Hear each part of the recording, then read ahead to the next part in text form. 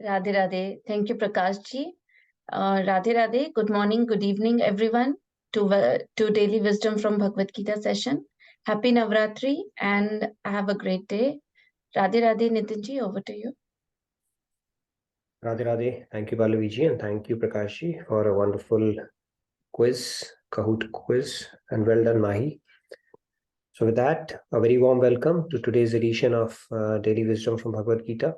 A very warm welcome to all of you. Let's get started by invoking the blessings of God and Guru like we always do. Today we are going to talk about the topic of breath. What are the physiological functions of breath in context with, our health and how critical breath or prana is. So we'll go deeper into that concept today. So let me share my screen and we will get started. Are you able to see it? Yes. Right. Yes, sick. Okay, let's get started. Gurur Brahma, Gurur Vishnu, Guru Devo Maheshwaraha, Guru Sakshat Parabrahma, Tasmai Shri Guruve Namaha. Vasudeva Sutam Devam Kamsachanuramardanam Devaki Paramanandam Krishnam Vande Jagadgurum. Krishnam Vande Jagadgurum. Radhe Radhe, good morning, good evening to all of you. A very happy Navratri as well to all of you. So let's get started. So we are going to cover Shloka 4.29 and 4.30 together today.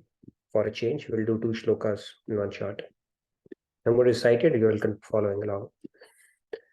Apane juhvati pranam, pranepanam tatha pare, pranapan gati ruddhva, pranayama parayanaha.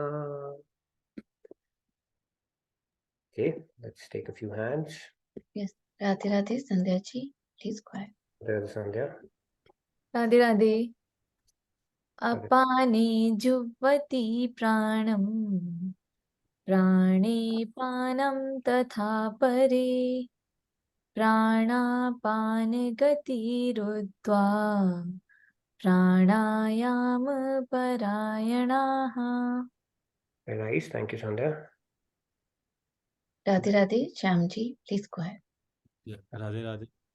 Apane juvati pranam, prane pran panam tatha pare, pranapan gati ruddhva, pranayama parayanaha. Radhe Radhe. Radhe, very nice, Shyamji. Thank you. Dinesh ji, Radhe Radhe, please go ahead. Radhe Radhe. Apane juvati pranam, prane panam tatha pare, pranapanagati ruddhva, pranayama parayanaha. Radhe Radhe. So we'll take the remaining hands in the next shloka. We have two. So this shloka, Lord Krishna is saying that still others, we are talking about sacrifice. Yesterday we spoke about sacrifice, the different kind of sacrifice, the Gyan, Tap, Yog. And then he continues and says, still others offer as sacrifice the outgoing breath in the incoming breath, while some offer the incoming breath into the outgoing breath.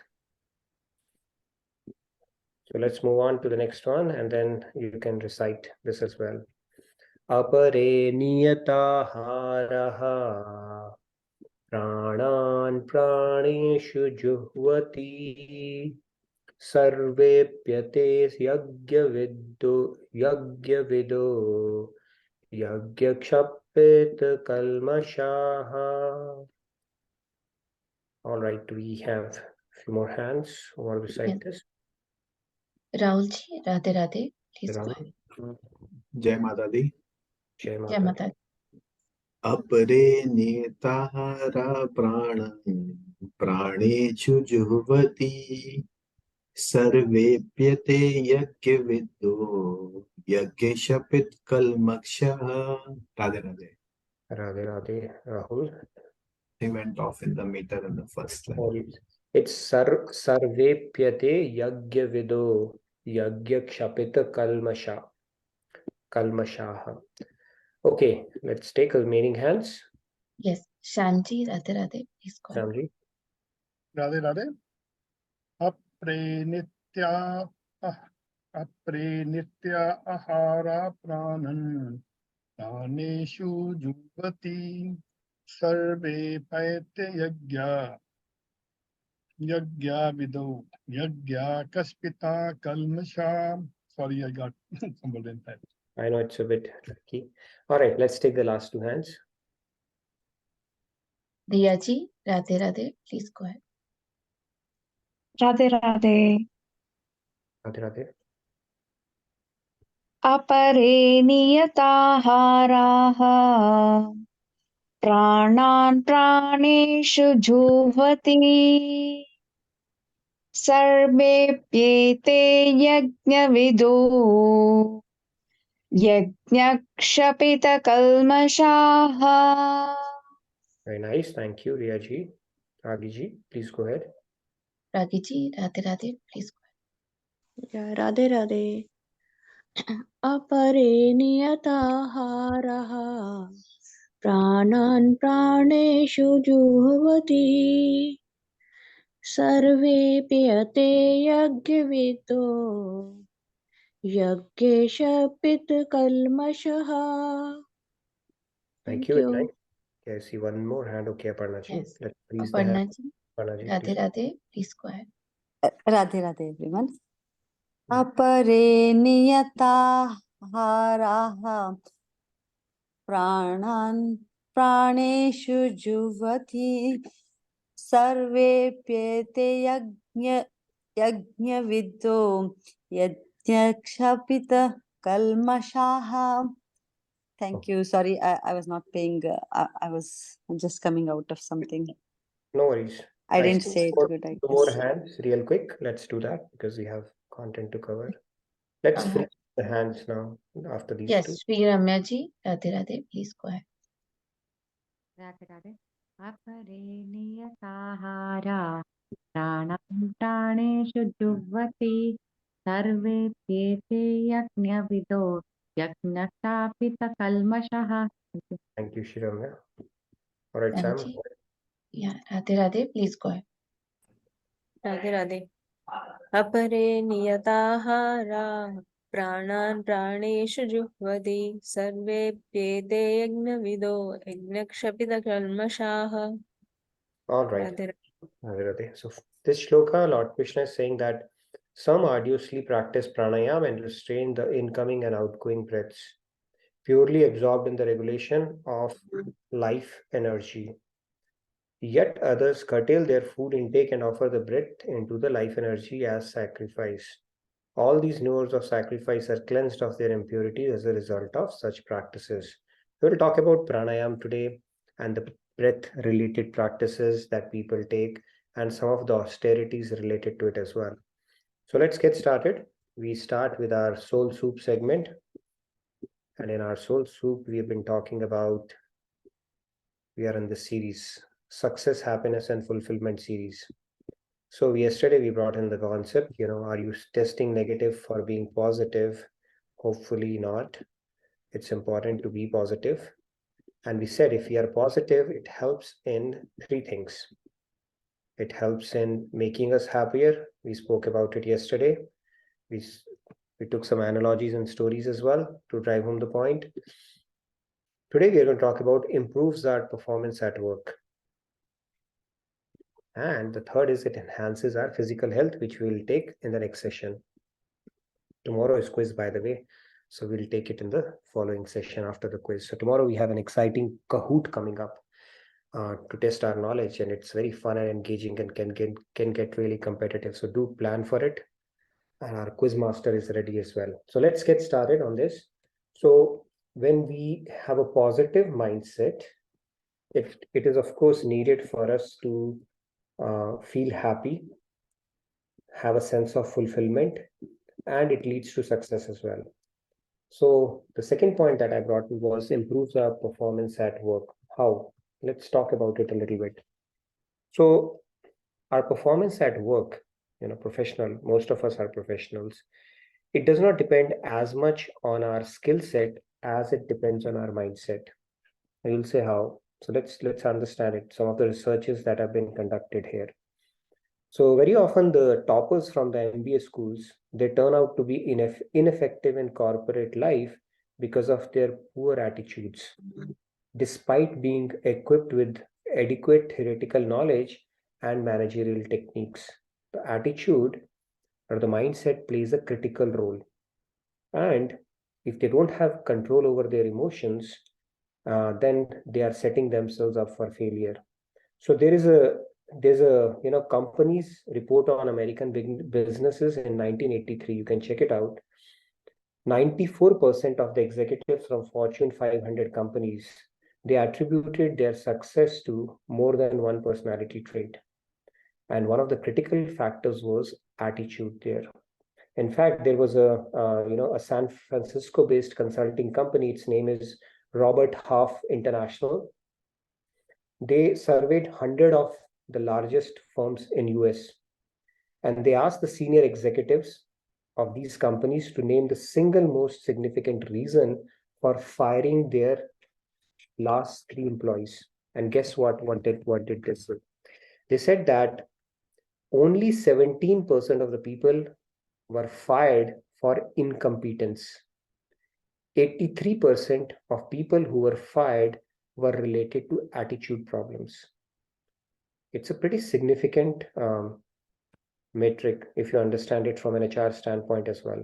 83% of the people, they get fired because of their attitude problem, such as dishonesty, lack of motivation, disobedience, all those kind of temperamental issues. Now, there was a psychological test that was conducted as well. It is called famous double-blind test. This double-blind test was done to study the correlation between attitude of teachers and the performance of their students. So what happens was there was a research conducted in San Francisco in 1960 by Dr. Robert Rosenthal. You can check it up as well, of Howard University.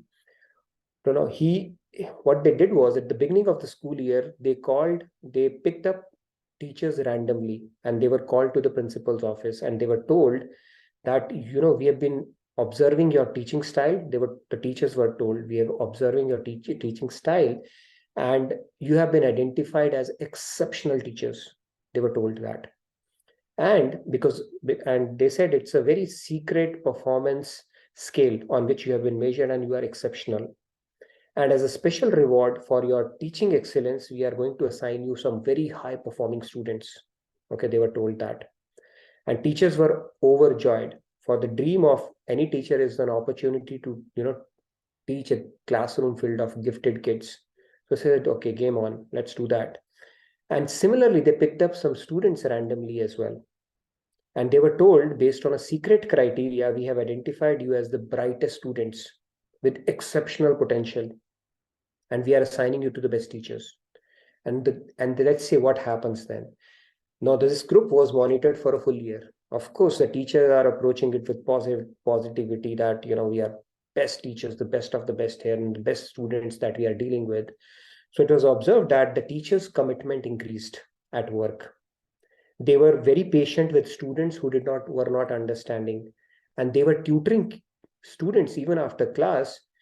In case they had difficulty grasping any concept, they thought the problem was not in the students because they are gifted and bright. The problem is in our teaching style. So they were going over and above. And at the end of the academic year, what was observed were that the students were not only best in the school, but they were best in the entire school district. And they improved their grades by 20 to 30% in comparison to the previous year. When teachers learned this, they said it's very natural. Our students should be above average because after all, they are exceptional. And then when they were told that teachers, the students were selected, randomly selected, there was no criteria applied to pick them up. Then teachers said, then we must have done well because we are exceptional teachers. And then they were told even you were selected arbitrarily. So the point is, when you are fed that when you approach something with positivity, you outperform yourself. That is the power of staying positive in life. And there was another test conducted between 1924 to 32. They were conducted at Western Electric Plant in Cicero, Illinois. What they did was they were looking at what are the possibilities of improving the productivity of workers by adjusting the conditions in assembly line. So what they did was they increased the illumination levels in the factory. So the productivity increased. Then they decreased it. Still the productivity increased. And then they did they did it in controlled manner, increased and decreased. And but they were seeing that whenever they were making a change, management was astonished that there was a direct correlation with the increase in productivity. Now they did, and then they tried different other things like introducing a 2-minute break, 5-minute break, 10-minute breaks, things like that. But whenever a change was applied, the productivity increased. So the idea was the researchers contemplated what is it that is leading to the productivity increase. And the fact was the increase in output was related to the hypothesis that it was not the changes, but the fact that the workers felt that management cares. That's why they're tweaking some of our conditions. Sometimes they are introducing a break because they care. Sometimes they're increasing the illumination, decreasing, they care. Some kind of care is there. And because of which that positivity was introduced, and because of it, their production or productivity increased. And this is called, I think this is called the Hawthorne effect. In psychology, it is called the Hawthorne effect, where just the understanding that, approaching something with positivity increases your performance at work as well. So that is the other benefit of staying positive. Third is enhancing our physical health, which we're going to talk about in our next session. So hope we don't want to be tested negative for being positive. It's like stay negative for being negative and stay positive for being positive. So let's move on now, get to our Bhagavad Gita topic. So the pranas. Prana. So there's a breathtaking physiological wonder operating out of, we simply breathe. There's so much that happens in our body that we are not even aware of. That is the marvel or the wonder that God has created. If you think about it, our body itself is a miracle, which we take so much for granted. See, when we are sleeping, our breath is running. And the amount of work that is happening inside our body is equal to the work of 40 factories running. And if the sound, have you ever woken up with our own sound produced in our body? Because 40 factories are working inside us. Of course not, right? You may get woken up with the snoring that is happening, but not with the sound that your body is quietly absorbing. It is said that if all that work, the amount of sound it would produce could actually come out, you can hear that sound about a mile away. And all of that is happening quietly. And how is it enabled? Through breath, pran. When pran leaves the body, when you stop breathing, that's it, end of the life. That is how important it is, pran. And something which as simple as breathing, it took us a bit of a practice to learn that as well, right? Which we are doing right now. We don't even know we are breathing, but so many things are happening even with that single breath that we take. So let's try to dissect the physiology of our pran itself. So the pranas, they are pran, apan, vyan, saman, and udan. A lot of an, right?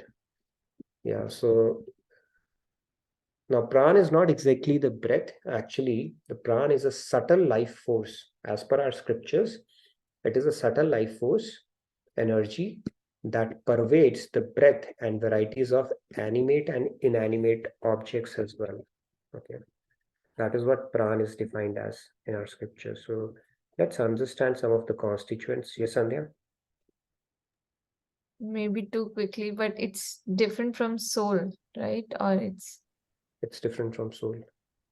okay. Get to the question: is soul, does soul breathe as well? So it's different from soul. Prana is not soul. It is the air that you are breathing in. Okay.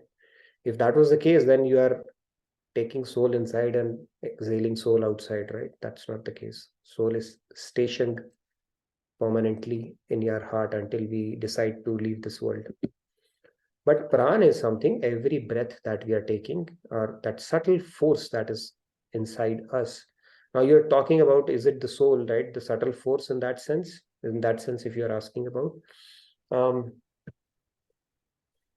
That pervades the breath and varieties of, it pervades the breath basically. I don't know. I mean, that's a good question. Maybe I'll have to check that. Is it a soul? Because it is pervading the breath, maybe the life force energy in every breath around it, right? But prana is something that actually permeates our body when we breathe in, and basically is the driving force behind all the physiological function that happens. Now, does it get energized by soul, or is it part of soul? It would be a technical question. I may have to clarify, but yeah, good question around it, but I'm not sure about that. So let's move on. So the pranas, it is said to enter the body through the mouth. So if it is entering the body through mouth, I would imagine it is different from soul, right? In fact, it is said that not just through the mouth, the nose, the ears, and the eyes and mouths in this sense as well, all the senses. Some sources place the primary abode of prana in the chest, the region of the lungs, and the anahata chakra, the heart center. Others say prana is focused naturally at the agna chakra, the center between the eyebrows. It is there that our attention becomes fixed on an object and is automatically opens pathways that will bring sense impressions and nutrients into the body. So what is the technical difference between prana and soul? That will be a good one actually to think about.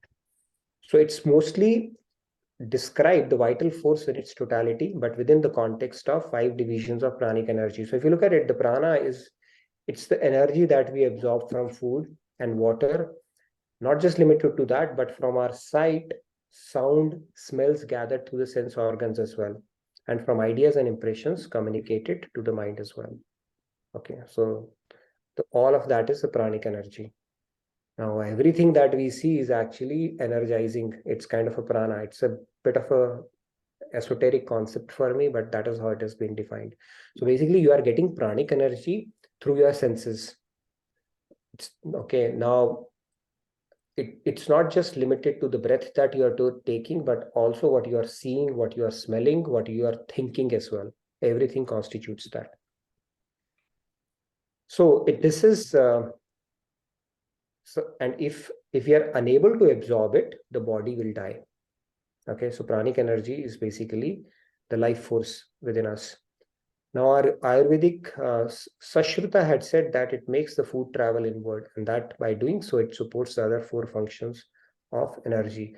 Now, when it says makes the food travel inward, I mean, it's like that kind of a force. See, it enables food not digest. Digest is the next samana aspect of this prana. But if you are, let's say, hanging upside down, have you tried eating food while you are hanging upside down? You think it will fall out of mouth, or you'll still be able to take it inside your stomach? I don't know. I've not tried it, but I think you can still take it inside your stomach, right? So that energy is something which enables you to put the food inside your body. So it makes the things move within your body. It's a bit cryptic concept, but just understand it is something important, okay? Now, samana, if you understand, it is the prana that digests the Jatharagni within our body, the bile juice, which produces the bile juice and the acid when we feel hungry. That is why it said that we should try to eat food when our Jatharagni or that fire of digestion is at its peak, typically somewhere around noon. And this is the digestive fire that we have. So if you know that We are made up of 5 elements, fire being one of them, and it is used for digestion as well. And in fact, yogis, they can manifest that fire to annihilate their body as well. We don't have that. Finally, the body is put to fire, especially if you're a Hindu. In other traditions, they may put it to seabed or somewhere else. But that latent fire is there within our body. Only yogis can harness that to, dissipate their body if they need to. But this samana is the Agni or the digestive fire. It is centered in the stomach and intestines, and it is usually in the Manipura chakra. We have those chakras as well, right? Near the navel region. And this is where this supplies the internal heat to cook the food we eat. So the food, it has to get digested in our body. The assimilation part of it is something which is enabled by samana. So samana is the gatekeeper of our mental functions as well. When functioning in a balanced way, it allows them to make wise and healthy choices, to sense impressions and thought we allow to enter our mind. And it's basically digestive functions is what it supports. Then Vyana is the one, once it is assimilated, then it has to be distributed to the different channels of our body as well. So Vyana is actually Hindi word or Sanskrit word, right? Viman, no, or Vyan. So basically it is in charge of the distribution function. So this is the one which distributes the prana by causing it to flow. So see, all of this is working like a well-oiled machine. You simply take a breath and everything is happening automatically. Right? The digestive fire, it is giving the energy for that as well. It is doing the absorption within your body, the biological functions, the catabolic, metabolic, all the things that are happening automatically, even the transportation through our nadis and everything, all that is enabled through the prana shakti only. Yes, Pallaviji, you had a question? Yeah, I wanted to read a message from chat, Nitinji. That is from Sri Ramyaji. Yeah. She has mentioned that in our tradition, we tell the names of the 5 breaths while offering food to God. So she's talking about the 5 breaths, this prana, apana, vyana, samana, all these are while offering food to God. That's good. I mean, we are getting technical while offering food to God, which is good. If you simply offer food to God as well, that is also fine. But if you want to get more granular, then God will, I don't know if he'll appreciate it more or not, but it's good actually to express gratitude for so many things that are happening all by themselves. It's pretty sophisticated functions that Brahmaji has created. And if you just look at what the breath, so many functions are happening, and our scriptures are actually defined the job duties of each one of those pranas. What exactly each one of does, they do that, right? So at a subtle level, Vyana creates a sense of living energy we perceive as radiating through so it's basically distributing it and probably related to your aura as well, right? So that's at least what I could understand. Then Udana is basically, it's the throat center, maybe the voice aspect of it, if you talk, then the life force is enabling that as well.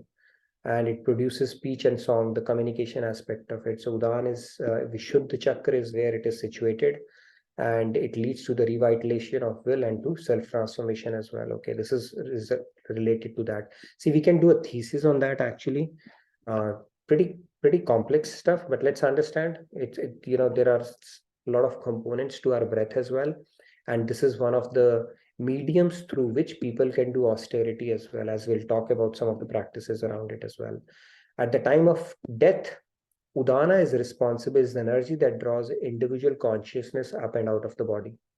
So this is the one which enables that flow of taking our consciousness, which is a symptom of our soul, out of our body.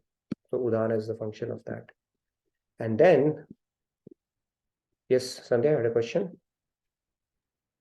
So there is a comment from Ravi ji. He's saying prana is defined as breath or respiration. Soul is life energy. There are numerous species that don't breathe, but they do have soul. That's his humble understanding that he wanted to share. No, that is good actually. That's right. That is why I said it is subtle life force, and how it is defined is inanimate as well as inanimate objects. So inanimate, when we talk about, they are insentient. So they also have this subtle life force. It's pretty deep concept in that sense. Okay, so it's probably different from soul itself, right? And then the last is apana, which is for the elimination functions that happen in the body. It is in Mooladhara chakra. So defecation, urination, menstruation, ejaculation, and childbirth, they are all related to it. So these are the 5 functions typically. So amongst these, if you look at it, samana is the one we will focus on because it is responsible for the digestive part of it, which is the most dominant sense organ that we have. Anybody wants to guess that? We have 5 senses: sense of sight, sense of touch, sense of taste, sense of smell, and sense of hearing. Which is the most powerful one and difficult to overcome? Yes, Shri Ramya. Yes, Sri Ramya ji. Radhe Radhe. Please go ahead. I think tongue. You Yes. think tongue, no? And is there a reason for that? I find it very difficult to control the food choices. The rest of them are easy. It is true, actually. So there was a fight between tongue and teeth once. Teeth said, you be careful, don't pick up a fight with me. Teeth said, you are surrounded by us. And some people have 32 of them, right? So you are all surrounded by us. So you better be careful and don't pick up a fight with us. Tongue said, you know what? I control. If I unleash myself, somebody can break all of you. That is how powerful. Anyway, that is more from a speech standpoint. I said that's a joke, but you are right, Shri Ramya. Our tongue is the most powerful sense. It's very difficult to get over the rasna or the taste aspect of it. In fact, that the reason we are talking about it is because the saman part of the pran is responsible for the bodily function of digestion. Now, some people, when they do fasting, they do it as an austerity. Right? Even in Navaratris, some people do fasting or otherwise, right? Mata ka toha, tehar, and Santoshi Mata, and so many fasting people do. So this is austerity. What happens during this is they understand this knowledge. They have this understanding that they curtail their eating, the sense of taste, because it directly impacts your character and behavior as well. Have you seen when you are fasting, your other senses automatically are tamed at that point? When you are fasting, you are typically in a sattvic mode. You don't feel like too much of action-oriented thing. You just want to take it easy. Especially even when you are sick, let's say you are being fed khichdi only, you don't feel like, doing so many other things or trying this thing out, that thing out, when that sense is subdued. And they understand it that this is a way to do that austerity. So they take that fasting as one of the austerity. And it is employed as a spiritual technique in India since ancient times, also a form of yagna.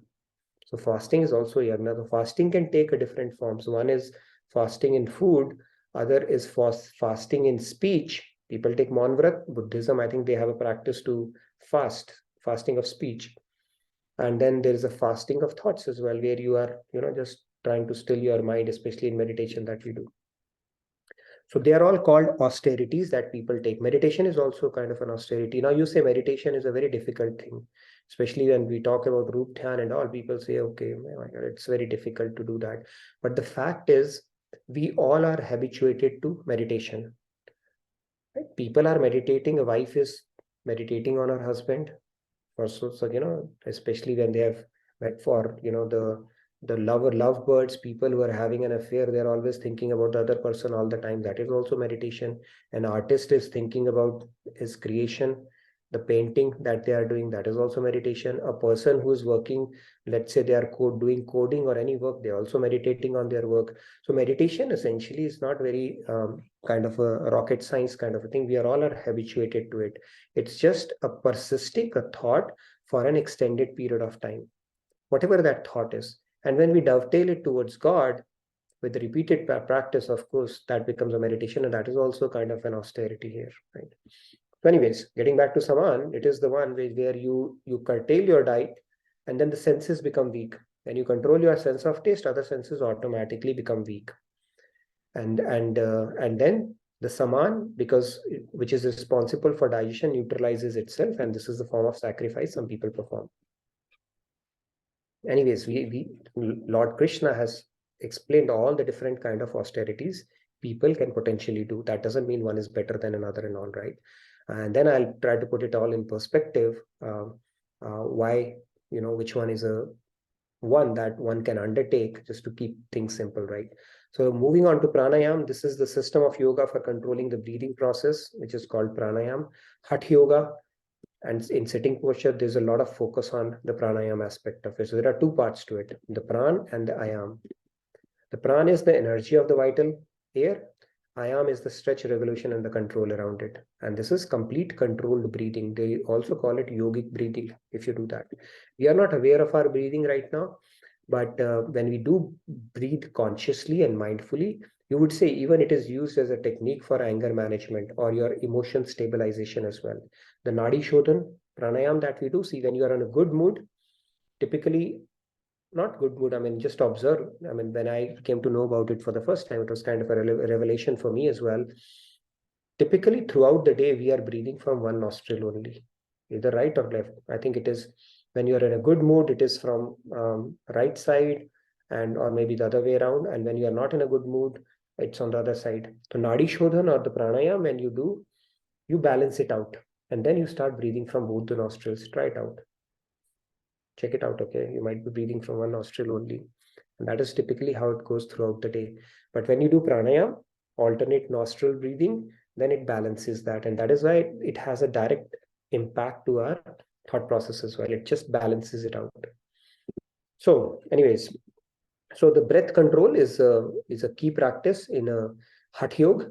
And people use it to perform austerities and purify themselves. And how does the purification process work? We'll talk a little bit about that as well. Okay, so we look at it. There are different stages in pranayam. It's a bit of a technical stuff, right? When your lungs are empty to begin with, then you purak inhalation. You take a deep breath, your lungs would be full. It is called purak. Then you do retention. It is called antara kumbhak. You hold the breath in the lungs, you try that practice. And then after that, you release it, exhalation, the process of emptying the lungs.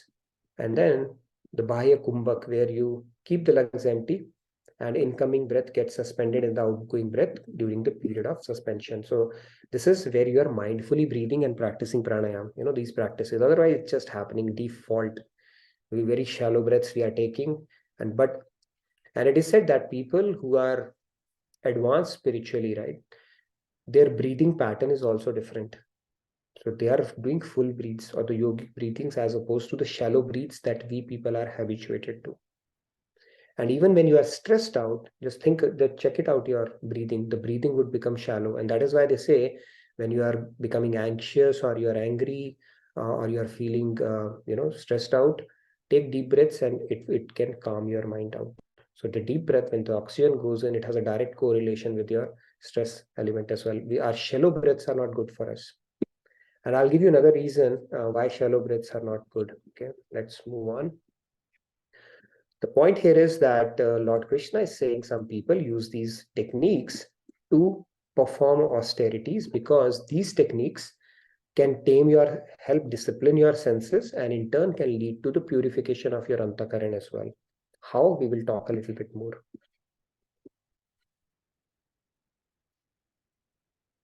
Okay. So people perform these kinds of austerities for the purpose of purification. The end goal is purification. Okay, let's keep that in mind. It is a means to an end. It's not an end in itself. And that end is purification. Now, it is the desire for gratification of senses and mind which leads to heart becoming impure. We have already spoken about this concept. When we desire gratification of our senses, right? I want this, I need this, that hankering or aversion, that contaminates our mind. Why it contaminates our mind? There's a technical reason for that, because you're thinking about material objects. And when you're thinking about material objects, it would invariably fall into three categories: Sattvic, Rajasic, or Tamasic. And the principle is whatever you think deeply about, whether you are craving it or you have a repulsion towards it, you are bound to take on that colors of that object. And when you are thinking about things of the world, whatever it might be, it could be any desire, then you are taking on the colors of the world. So you might be taking on a sattvic color, especially if your desire is something noble to help somebody out or do some seva or whatever. God is not there in the picture as yet. Or it could take on crimson color of Rajasic Guna. If you are thinking of, I'm going to enjoy this, I want to see it like this, it should look like this. Those are all Rajasic colors where you are passion oriented.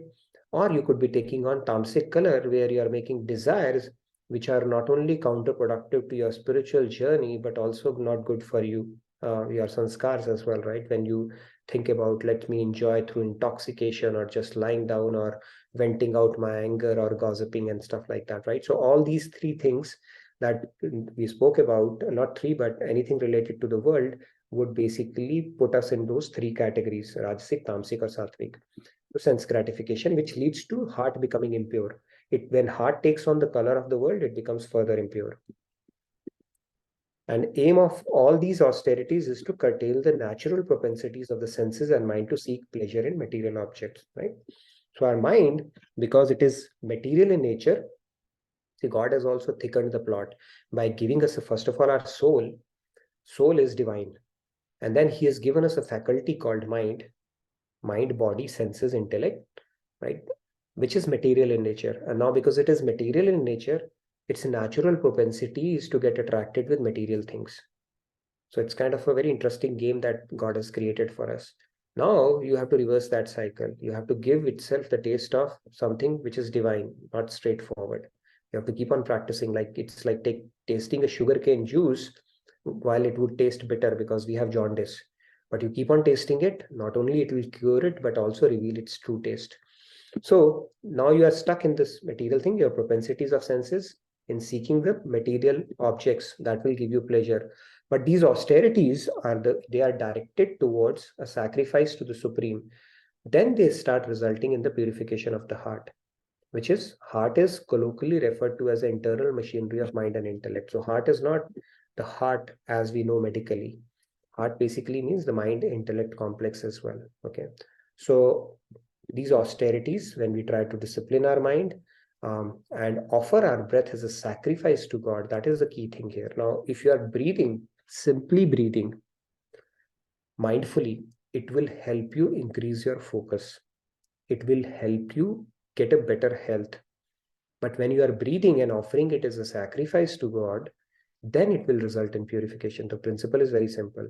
Mind is dirty, and dirty thing can only be cleansed with something pure, and which is God. And that's why if you look at the yogic practice that JKO promotes is the Prem Yoga. That's where with every breath, you're not simply breathing that take a deep breath in or exhale a deep breath out. It is saying Radhe Sham. So imbibe God's name into your breathing process as well, and that will result in purification of your mind as well. So not only focus, but also purification. It's like killing two birds with one stone. Okay, so breathing practice or austerities are good, but when you mix God's name into it or that consciousness into it, then the cleansing process would start as well. That is the key to understand here. Now, if you look at it, the average person breathes how many times a day? 22,000 times a day. Okay, so many breaths God has given us. So if someone has to die after 22,000 breaths, how many days will he live for? It's a math question, a very tricky one. Okay, quiz master, you can ask that question. So basically they say it's not the number of years that God has given us. He has given us the number of breaths. Okay, so count your number of breaths. So if somebody is supposed to have only 22,000 breaths, then that person is supposed to live for 1 day. Okay, we don't know. Now for a yogi who can hold one breath for 6 months, how many years will they live for? Yogis, they have the ability to hold their breaths for 6 months as well. It seems a little, they can do that actually. Okay, maybe not in Kali Yuga, but they will go on to live for 11,000 years. You can simply calculate it. Okay, don't put these in quiz questions. Okay, people will get it wrong. So it's very difficult. 6 into 30 into this divided by 365, right? So that is I'm just trying to tell you the significance of breath. An intelligent yogi is interested in attaining perfection in one life without waiting for the next. And there are many yogis in this world who practice this and have life expectancy of more than hundreds of years, depending on how they can hold their breath for. People do that practice. if they are very, very keen on gaining realization in this life only, they do that. This is a practice to prolong their life. The goal is realization of God, not to prolong their life for enjoyment. Okay, so that is what they do.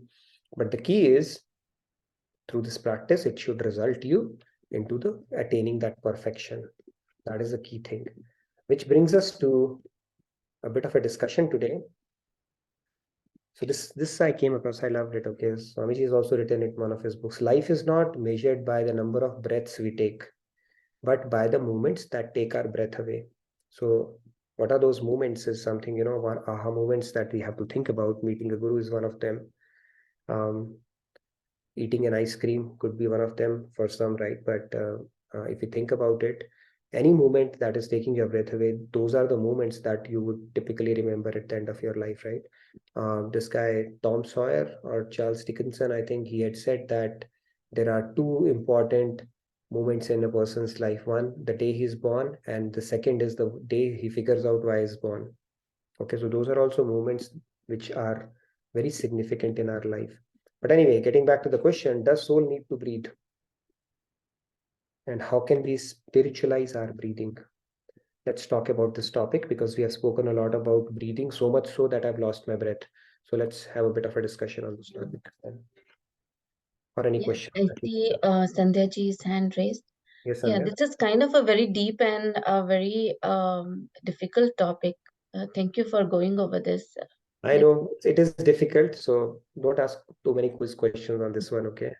I think I need to do a deeper study around this, but let's understand it at a higher level, because at the end of the day, we should really focus on the key thing part of it, right? But technicalities, of course, you can write a thesis on each element that Brahmaji has created to make sure that the pranic energy not only is absorbed, pushed, but distributed properly in our body.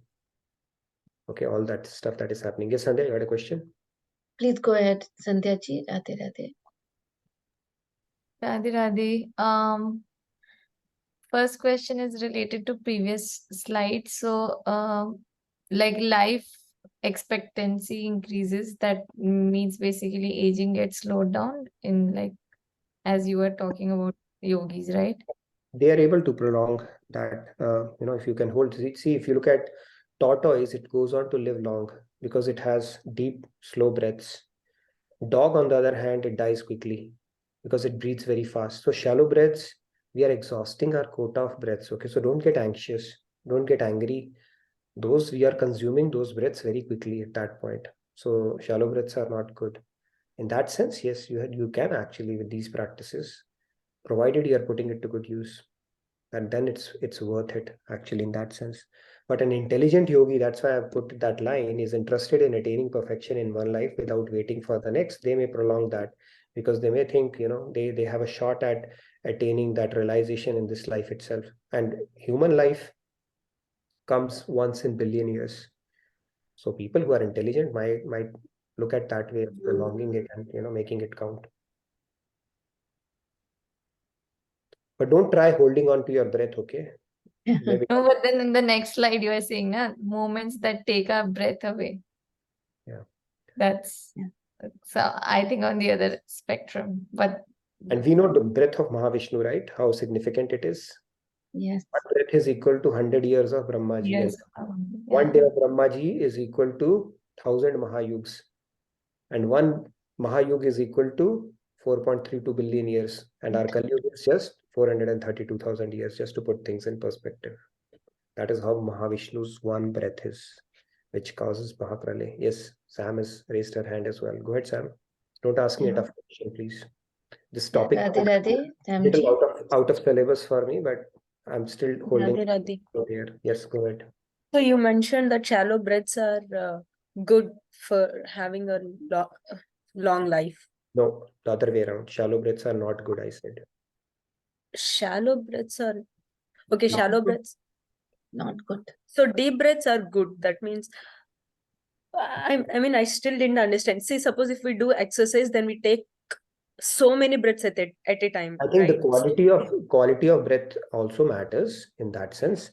The shallow breaths, when you become anxious, and the breaths, shallow breaths, when you are actually doing a hard work or some kind of a cardio, I think there might be some distinctions around that as well. Okay.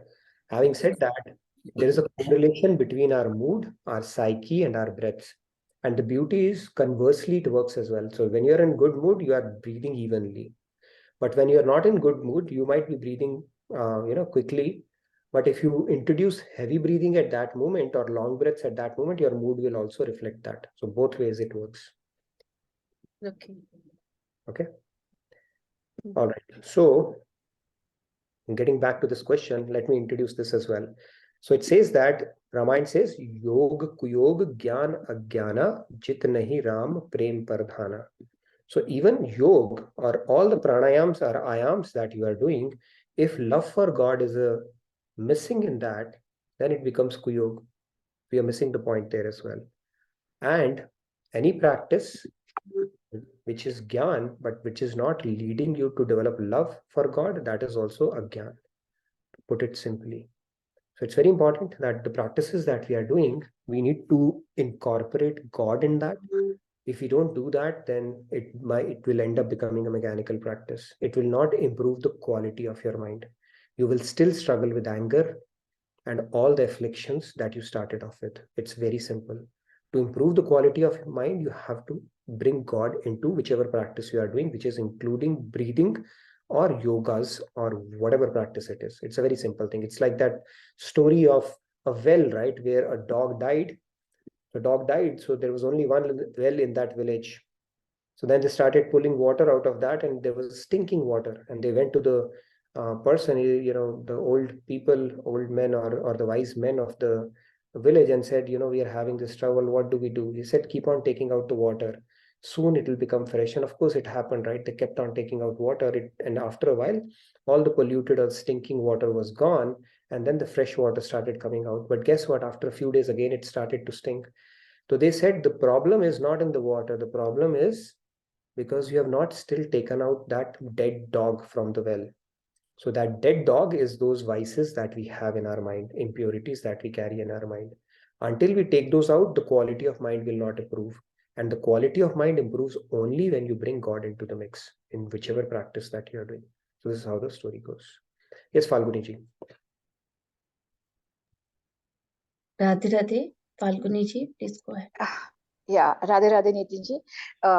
And thus soul need to breathe. I was just thinking that the body is not eternal, it is mortal.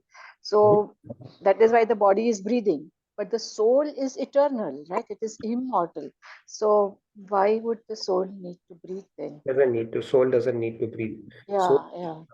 So it's the faculties that are giving to sustain this gross body.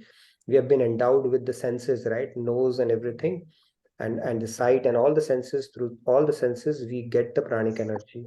Breathing is one of those. So soul doesn't need to breathe as such. It's all the faculties just to sustain this gross body that you have to do that. Food also, soul doesn't feel hungry. It's because the sustenance of this body, we need to do that. So because of this cage that we have to take care of it as well, because this is the vehicle God has given us to go from point A to point B. So we have to take care of it. But soul doesn't need to breathe as such. So Nitinji, that means that soul and pran are different, right? That's what my understanding is. I can clarify. Okay.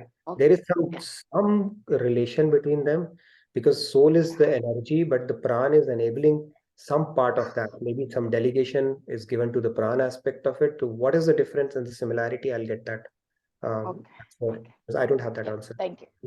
Thank you. Yeah, Rahul ji, Radhe Radhe, please go ahead.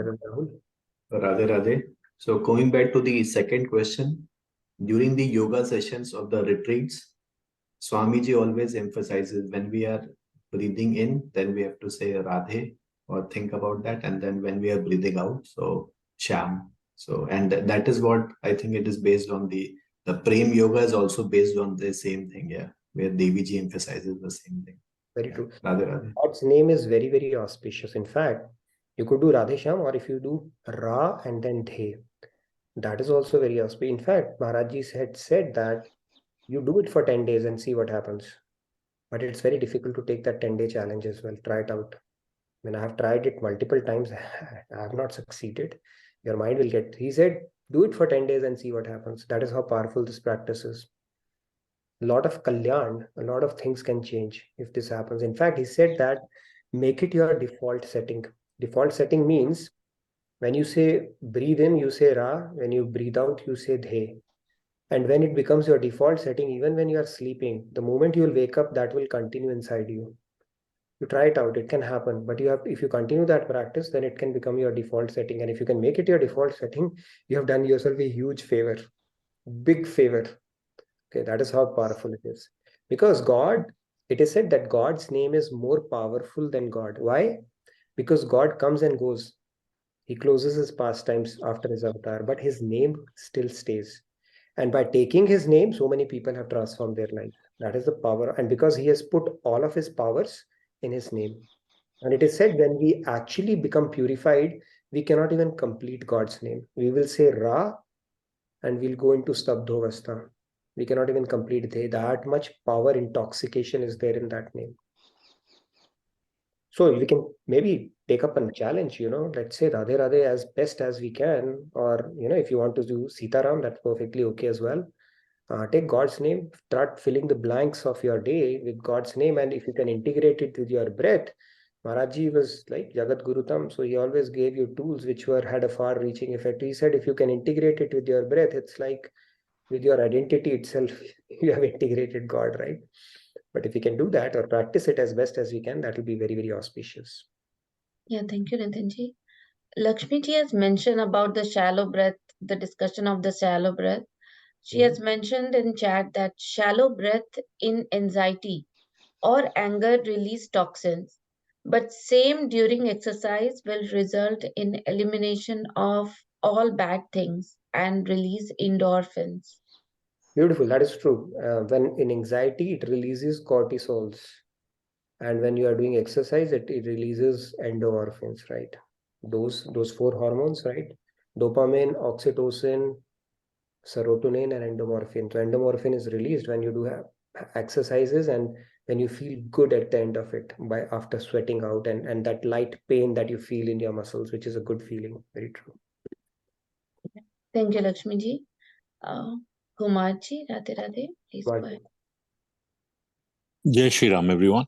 Jai Shri So, the spiritualizing breathing, I have tried it, and what I do is, whenever I feel anxious or I'm not able to sleep, I have bad thoughts, immediately what I do is I just say Jai Ram, Shri Ram, Jai Ram, in sequence, breathe in and breathe out. So I think of Ram and do this, it really helps me. It just kind of calms me down, and then I can go to sleep, or, if I'm stressed, it takes me out of it, of course. That's because I have a special affinity for Ram as well. So this is what I try. Of course, there are a lot of other breathing ways to do that, but I think saying the name of Lord surely will help. I haven't tried it with the pranayama as well, as such, except for the Om. I've tried the Om mantra with Om breathing technique, like breathe in and breathe out with Om, and like as long as possible. That also helps. So just wanted to give some things which I have tried. I have just one more thing, Nitinji. The other day I was asking about, my friend asking me to be a trustee, right? And then you gave me a very good example of one of these forest officers. And that set me thinking and gave me a solution. Now, what would I have done if I was the forest officer? I would have said, you know what, this is not for me, because this is going to happen often, right? The dacoit is doing something illegal and he wants me to kind of go with him, which I cannot do. So I would leave my job there. I would leave my job and leave. But let's say he's put a gun on my head already. Then I say, okay, give me whatever you want. I'll sign whatever you want, but I'll leave the job as soon as possible. So how this helped me when I thought about this was, I told my friend, okay, I can do, any kind of work for you, any seva at the temple, but I cannot handle any money. And that's how I resolved it. He's still late to come back, but that's what I said. Cool. Thank you. No, it's very nice. In fact, they say, right, in any situation, we always have those three options. Either learn to live with the system, or change the system, or quit the system. So I'm glad you were able to exercise one of those options, and that too with assurance and conviction. So that's good. Yep. Great. Jai Shri Ram. Jai Shri Ram. Yes, Samji, you wanted to say something? Radhe Radhe, please go ahead. Radhe, I have two issues to talk to you. Like in the inset, the picture says life is not measured by the number of breaths we take. But paradoxically, just now you mentioned that the turtle slow breathes. So whatever the number of breaths are there, so the turtle lives longer. And on the other side, the dog, number of, let's say, for example, 100 breaths are there. So his 100 breaths will be over in very short time. Yeah. So this is a paradoxical question. And second thing, just now you mentioned earlier, the yogi lives whatever the number of breaths are there, and he's doing it slowly. So number of breaths are making it to 11,000 years. So this is a paradoxically conflicting things. Second question, I'll talk to you after this, after we finish this. Yeah, you have literally taken this quotation, right? It's more about having the quality of movements, right? It's not technical. Okay, so this is when the number of breaths are matter. philosophers talk about it, they're not talking from scriptural reference, right? I see. Okay, you are taking it in a literal sense. So yes, in literal sense, it is paradoxical, but it's more about having the quality of movements, that what they're talking about. So I like this. That's why I put in. But yeah, so in a way, number of breaths are kind of counted. God has given us number of breaths, so that's the number of breaths in a way, in a roundabout way, right? Very true. Okay, the second question, like Tamarji was talking about, in my yoga, like Kundalini, Jagran, and all those things. So we can use the technique like Hare Om, Hare Om. You feel while you are breathing out, Hare, like you are telling God I'm putting from my all those sanchit karmas, all everything in your kadam, and your footsteps. Hare, Harlo. And Om, Hare Om, same thing, Radhe Radhe, or whatever you call the one other name, Hare Om. Yes, whatever works basically. Right? So whatever works basically, God, they say, right? There was a little girl, and she goes to God, and she said, you know what? I only know A to Z, A, B, C, D, E, F, G, H, I, J, K, L, M, N, O, P, Q, R, S, T, Y, Z. You take the letters and form whatever you think is appropriate. Okay. So the point here is, God does not go with semantics. Okay. That's so at that moment, even if you are doing recitation quietly around it, that will also work. But you're mixing that remembering, and that is the key around that part of it. He doesn't necessarily go with semantics at that point. No, it can be any word. The Hare, I was just giving one extra example in case somebody can follow that also. Hare means Harlo. All the sanchit karma that I'm putting in your footsteps, Harlo isko. Take it away. Om. Inside, we are breathing in Om, Hare Om, Hare Om. Something like that. Some chain reaction becomes. It can be very calming. Yes. Yeah. So yeah, whichever practice you do, I think just do it, and as long as it's God's name, and that if you can bring the image as well as best as you can think, even better, then you are magnifying the impact as well, by closing your eyes. But thank you for sharing that, Samji. Very nice. Thank you. Pratyusha, go ahead, please. Radhe Radhe, Pratyusha ji, please go ahead. Yeah, Radhe Radhe, everyone. Radhe Radhe, sir. I was just wondering about that. Does soul need to breathe? So you said it no.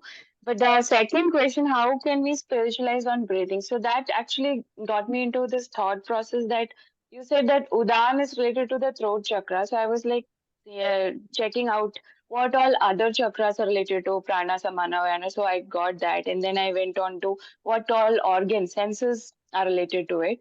And then I thought about purification. So Udana means if we do the speech thing, that purifies. If we do the food thing, that is samana, then food is actually whatever we take in. So apana and vayana, the distribution, that everything gets controlled. So the whole thing is about controlling making the prana more, life energy more, and then directing it wherever you want to, take it.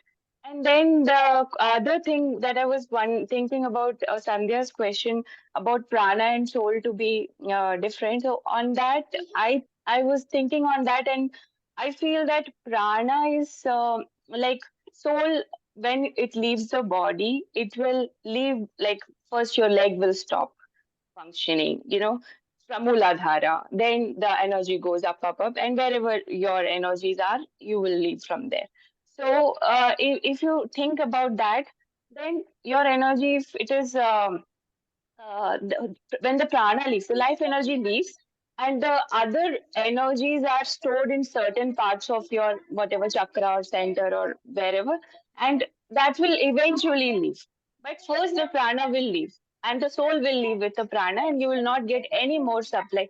That is why we say nails grows, hairs grows even after a person dies for a couple of days. So it takes time. So prana is definitely separate from soul, but it is a reservoir that the soul takes away once it leaves the body. So, and the purification process is the other 5 things that I was saying. Like eye, you see good things, see God, do the Roop Dhyan, just look at the God's images. Tongue, taste the sweets, puja karo, or how give sacrifice. Nose, similar lines, and touch also. Just think of everything as God. Beautiful, great point. I think you covered few technicalities. I need to dig a little deeper into that, but yeah, this was good to know that the energy reservoirs, the residual is still there, even though your soul has departed, because some of the functions of your body are still being managed by those energy channels. Good to know that, but yeah, I think there's some technicalities around it. So that means it's different from the soul is what I understood it as well. But thank you for bringing in those nuances as well. Great, Pratusha. Let's move to Annapurna ji, and then Sandhya, and then we can move to our devotional segment. I know it was a pretty deep topic, a little out of band topic than the kind of discussions we usually have, but yeah, pretty interesting as well. But I would encourage everybody to attend the Soul Soup segment as well, where we are doing the Fulfillment Happiness series, and we are building on it. So that segment adds to the flavor as well for our sessions. Yes, Annapurna ji, please go ahead. Yes, Radhe Radhe Annapurna ji. Yes, I just want to say that, I think just like consciousness is the symptom of the soul, same way breath is the symptom of the soul, somewhere else, some speech I just heard long time ago, Yeah, possible. Breath, I think it is a symptom of the soul, just like consciousness. See, the breath that we take, actually, if you think about it, Annapurna ji, it is coming from across the 7 continents, right? And soul is enabling basically the taking in of the breath, that function itself. But is breath the function or the symptom of the soul? I can check that, but I don't think so. There could be different. Consciousness is a symptom of the soul. Whether breath is or not, that would be a little deep. But yeah, thank you for bringing it up. I can certainly check on it. It's a bit technical topic, I see that. So some nuances will maybe bring it to another session once I have more clarity myself on this topic. Okay. Yeah. Haven't seen many videos from Swamiji going really deeper into this concept. So that's why I said, okay, let's keep it high level, get the gist of it really, as opposed to going really deep into each aspect of it, because if I were to do a dissertation or a thesis, then I would go really deep. Otherwise, I'll not bother about it. Yeah. Can I have the portal link of the this session? That's the only thing we cannot have. Sorry, Annapurna ji. I'm just kidding. I think we'll post it in the mail. Tomorrow is the time, isn't it? So Annapurna ji, if you have access to our WhatsApp group, we post that portal link every day. Okay. Along with the video, I put the YouTube link as well as our portal link. So you should be able to access it there. And also from WhatsApp, you mean? From WhatsApp? WhatsApp, or if somebody has it, can we put it in the chat for Annapurna ji and move on to the next? I will, copy it and, Yeah. I will put the WhatsApp group link soon. To Annapurna ji, yeah. For Annapurna ji, I'll try to find you out and send you that link personally as well. Okay. Thank you. Smita Sanjay, I see a new hand today. Is it for the devotional segment or? Radhe Radhe Smita ji or Sanjay? Hi, I'm really new to this class. And since I was just listening to you all talking, and somebody was talking about this apana and all these. So in Hinduism, you burn the body within 3 hours of the person's death. So if all these, I don't know what they call apana, all they're going to take time to leave the body, what is the point? You already burnt your body. You don't have any body to let these senses go out or anything. There anyway nothing left. I mean, your physical material body is already burnt off. So I'm really not able to understand this correlation, and it's kind of really tough for me. And also another question was, when you keep talking in between about this kalpa, and I'm really new to this class and I just don't know what that means at all. So if somebody could just help me there, because it's totally a new concept. Sure. Yeah, if you first of all, welcome to our session. Where are you joining us from, Smitaji? I live in Chicago. Okay, so welcome to our session. If you join it, maybe for a month or so, you will get very, very familiar with all these concepts, because we really go back and forth. So the way we do this class is we take one verse a day, but we do cross references across Bhagavad Gita. So we try to cover the length and breadth of it, so that we are not only gaining the range, but also the depth in a particular shloka as well. And some of the fundamental or the key concepts like Karam Yog, Premanand, Brahmanand, Kalpa, and all that, we will do it so many times during the course of our discussions that it will become a second nature for you. But nevertheless, I can quickly tell you, Kalpa is the largest unit of time known to humankind, which is 1 day of Brahma. And 1 day of Brahma, let me explain you, our Kali Yuga is 432,000 years. It is the smallest of the Chatur Yugas. Twice than that is Dwapar, where Lord Krishna took avatar. Thrice of that is, which is Treta Yuga, where Lord Ram took avatar. 4 times of that is Satyug. And if all the 4 yugas are combined, it is called one Chatur Yuga. When you multiply Chatur Yugas by 1000, which are called 1000 Mahayugas, which becomes 1 day of Brahma. And with that calculation, Brahmaji goes on to live for 100 years. So this is the calculation. So Kalpa is the largest unit of time known to humankind. If you say, what is the smallest unit? Smallest unit is, I think, Truti or Nimesh, the blink of an eye. So you will get familiar with these concepts. So please keep coming to these sessions and feel free to put it in the feedback tracker. I'd be more than happy to have an offline conversation if you have any other questions around this. Thank you. Also, for the benefit of Smitaji and everyone else, we have previous class recordings available on the YouTube channel, for which I've shared the link. We also have community portal where you will find all the details for all the previous classes. I've shared all the links for the WhatsApp group as well. So Annapurna ji, what you asked for. And yeah, we have our feedback tracker link also out there. So whatever questions, queries you have, please put that in the feedback tracker and Nitin ji will get back to you. Okay. Ajit ji, please go ahead. Last hand, and then we will have probably a couple of chants and then wrap up the session.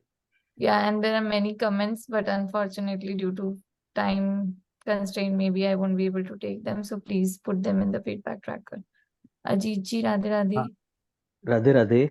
I have joined a little late, and at the time of joining, I heard that you said the one nostril is working throughout the day. So there is a little corrections. Actually, there is a Nadi Shastra Swar, and that is a Surya Nadi and Chandra Nadi. So that changes, Chandra Nadi. That changes every 1.5 hours. Right. And what you said that if the both nostrils are working, you can do the spiritual thing, because that will touch your Sahasrara. Yeah. Sahasrara. You can do meditation easily. You can do meditation easily. So that is a rare moment when both the nostrils are working. Surya Nadi is the hot one, and that is the right one, right nostril. And Chandra Nadi is the cold one, that is of the left side. So this little corrections input I would like to give. Sure. No, thank you, Ajit ji. I think that's what it mostly it alternates. every now and then, but yeah, typically we are breathing from one, but when we do that, it harmonize it, it becomes better, right? So thank you for bringing in that. Great, thank you. So now anybody who's interested in doing the chantings, we move to our devotional segment. I know we are over time already, but we can probably do a couple of chants and wrap up our session. But thank you again for a very enthusiastic participation, all of you. You're welcome to stay back for another 10 minutes or so. Okay, do we have anybody who's going to chant today? Otherwise, I can chant. I'm always ready. Why don't you go ahead, Nitinji? Somebody has to chant, give me company today. Maybe one more hand we can have, but let me do maybe one. Are you going to chant, Sandhya? I mean, I can maybe after you. I actually wanted to read one question. Okay, go ahead. Let's read and then we can have a quick chant and then wrap it up. Yes, go ahead. Yeah, Abhaji asked regarding the 10-day breathing challenge. How much time should you breathe for every day in order to, achieve the goal that you have described? Idea is to fill all the spaces during your day with God's name. So as many breaths as possible until it starts reverberating inside you, right? It becomes your default setting. So as many. It's like, think of it like you've got some stars, diamond studded stuff lying out, and you need to collect as many as possible over the next 10 days. Just treat it like that. There's no hard and fast rule that, okay, you have done for the day, the quota is met. No, the more the better kind of a deal.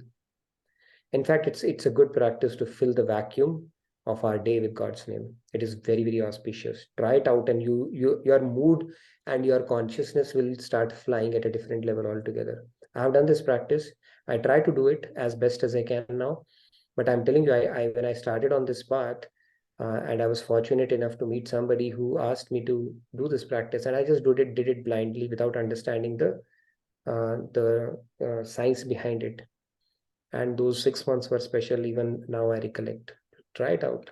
Start filling your day with God's name as best as you can and see where it takes your consciousness, the way you operate, the way you think. It can take you to another level altogether. Okay, hope I answered your question, Abaji. I always give Yeah, she mentioned. Thank you.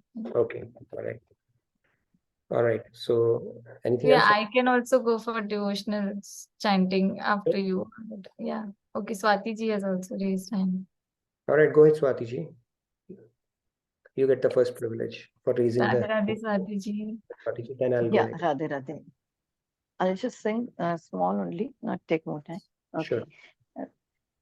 Aja Aja Govinda, Aja Aja Govinda, Aja Aja Govinda, Ake Naja Govinda, Govinda Govinda Govinda, Govinda Govinda Govinda,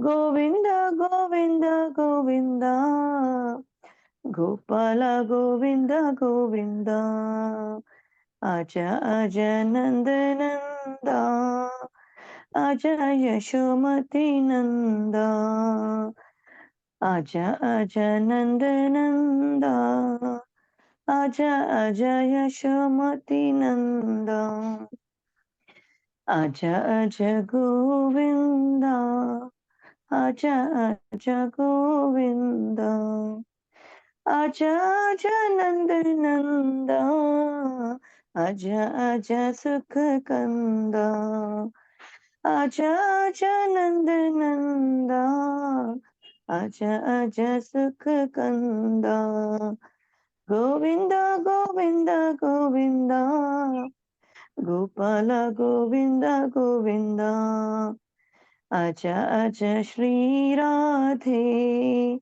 Aja Aja Shri Radhe, Aja Aja Shri Radhe, Ake Naja Shri Radhe, Radhe Radhe Shri Radhe, Pyari Nath Wali Radhe, Aja Aja Shri Radhe, Aja Aja Pyari Radhe, Aja Aja Govinda, Govinda Govinda Govinda, Radhe Radhe Govinda, Radhe Radhe Govinda. Thank you, Radhe Radhe. Radhe Radhe. Thank you, Swati ji. Short and sweet vachan. All right, Sandhya, go ahead. I forgot mine, so maybe I'll go last if time permitting. Okay. I think I can go through this quickly, but I really liked this bhajan and I wanted to sing it in the context of Navratri as well, because as we know, the divine Shakti is same in different forms, right? So, Shyama ma jo teri पद रज ही मिल जाए श्यामा माँ जो तेरी पद रज ही मिल जाए संसार की कौन कहे मन मुक्ति हूँ ठुकराए संसार की कौन कहे मन मुक्ति हूँ ठुकराए जा पद रज पावन को ब्रह्मा भी तरसते हैं वो पद रज को पाकर लालहु बलि बलि जाए श्यामा माँ जो तेरी पद रज ही मिल जाए इस दासी की श्यामा बस एक अभिलाषा है सेवा के सिवा कोई इच्छा नहीं रही पाए श्यामा माँ जो तेरी पद रज ही मिल जाए तुम्हारी महिमा श्यामा श्यामा हो नहीं जानी सके धरि रूप अनंत थके नहीं और छोड़ पाए श्यामा माँ जो तेरी पद रज ही मिल जाए को साधन बल तुम्हारी पद रज नहीं पाई सके बिनु हेतु कृपालु तुम्हें तुम्हारी जन बतलाए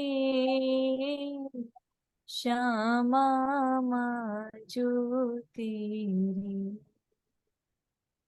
पद रज ही मिल जाए हरि राम राम राम हरे हरे हरे कृष्ण